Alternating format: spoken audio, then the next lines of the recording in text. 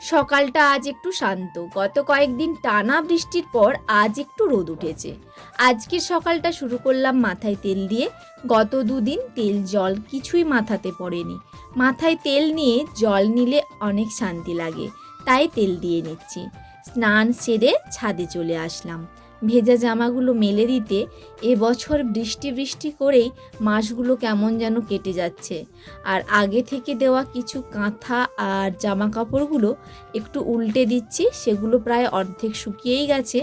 তোমরাই দেখো, আজকে আমি এক ছাদ জামা কাপড় কেচে শুকোতে দিয়েছি। আচ্ছা, বৃষ্টির পরে একটু রোদ উঠলে তোমরাও কি আমার মতোই করে থাকো?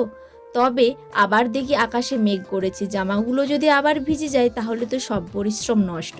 ছাদের টবে লাগানো এই পুঁই গাছগুলো এখন বেশ বড় হয়েছে। আমাদের 5 জনের ছোট্ট সংসারে এরকম ছোট ছোট জিনিসও অনেক উপকারে আসে।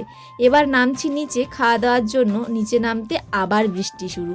ভাগ্যিস নিচে আমাদের শেডটা করা হয়েছিল, তাই বৃষ্টি হলেও সমস্যা হয় না।